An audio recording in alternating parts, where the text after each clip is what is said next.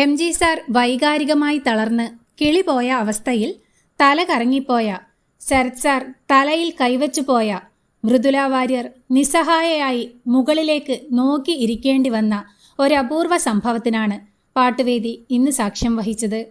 വർണ്ണവൃന്ദാവനം എന്നുമുണ്ടാകുമോ എന്ന ഗാനവുമായി വേദിയിലെത്തിയ Devananda M G സാറിൻ്റെ ഒരു ഫാനിനെ കുറിച്ച് പറയുകയുണ്ടായി.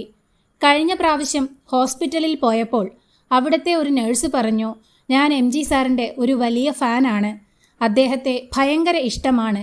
ഇത് കേട്ട പാതി കേൾക്കാത്ത പാതി സന്തോഷം കൊണ്ട് മതിമറന്നുകൊണ്ട് തൻ്റെ ഫാനായ നഴ്സിന് വലിയൊരു ഹായ് അറിയിക്കുകയാണ് എം ജി സാർ.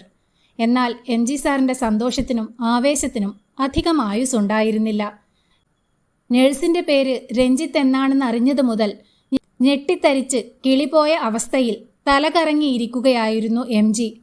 തലയിൽ കൈവച്ച് നിസ്സഹായതയോടെ മുകളിലേക്ക് നോക്കിയിരിക്കുകയായിരുന്നു ശരത് സാറും മൃദുല വാര്യരും.